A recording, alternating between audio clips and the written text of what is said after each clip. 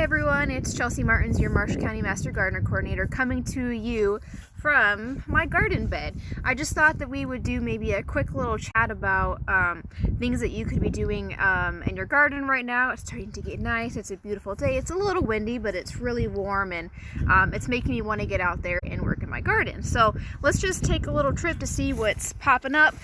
I planted some new irises last year. And I could tell by what's popping up that everything is starting to double in size, which is great. And then over here, I've got one of my larger patches of irises. So I just need to be taking all the dead parts of last season's growth and removing it because it's going to be warm enough now where it doesn't need that foliage to keep it protected. So that's one thing that you guys could be working on right now, is starting to take some of the dead foliage away from some of your plants. So another plant I wanted to show you guys, I'm still in the same garden bed as the first set of irises that I just showed you, but it's a new sedum that I bought last year. It's got really pretty pink colors. Let me show you quick. As you can see, it's already starting to bud up quite a bit, and I did just take the dead foliage from last year and went ahead and snapped it off. I like to keep some of the foliage on, this one not so much, but for my hostas and stuff, I like to keep the foliage on to give your habitat life some form of shelter during the winter. So that's one suggestion, is to leave some of it over the winter for those little critters to have a nice home during the winter. So now we're in the front of my garden, and there's a plant that I want to show you that is starting to pop up. It's my crocus plants. So it'll start blooming here pretty quickly. I am in a shady part. Right now it's pretty shady, and I think that's why they haven't bloomed yet, because I know a lot of crocus plants are blooming now these times of year, but that's okay. They'll bloom eventually. They did great last year, and they were purple crocuses.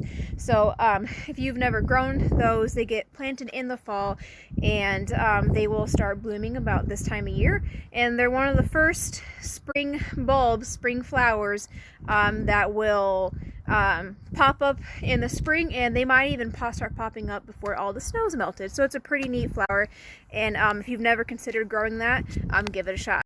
So we're still in the front of my yard, just a different section, and it's very well lined all the way with hostas, a lot of hostas, and it is a sun garden for the most part during the day. And I know that most hostas are shade plants, but they seem to do really well. This is how the previous owners had them planted when I moved in, and they're so beautiful and so well established that I don't really want to move them.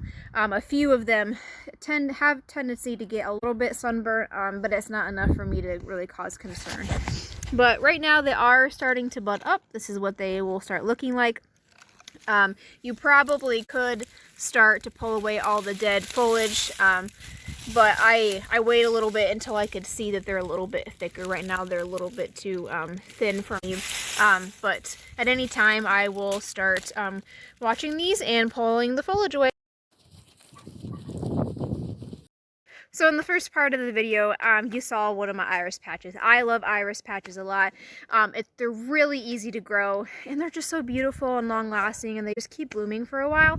So here's another one of my patches. We're in the back of my yard now. And these ones are doing beautiful. They are really starting to grow. So I did already start to pull away a lot of the foliage away from it. So I'll go ahead and get my wheelbarrow out and start taking those foliage remains away. So I think this is my group of mainly purple irises. They're very beautiful during the summer. And then next to the irises is my clematis bush. So here's my beautiful clematis bush. They grow very deep purple flowers. And I didn't really know what to do with clematises when I first moved in. I didn't even know what this was, to be honest with you, so I had to get it ID'd. But right or wrong, this is about the time that I usually start trimming them down. I trim them down quite a bit lower to the ground, and they just rebloom as the summer goes on, and they continue the growth. Unfortunately, This part of my garden has a very large tree sitting next to it, and I get a lot of tree shoots that come out into my plants. So I have to keep this bush really maintained, and I have to lop it a lot because I have, unfortunately, those tree bushes that like to shoot. Now let's move our attention to the vegetable and fruit side of gardening. Now is the time when you can actually start thinking about planting asparagus. I usually just get most of my asparagus from the ditches. I ditch hunt for asparagus on property that I'm allowed to go onto, but I do have a very small patch of asparagus that's growing.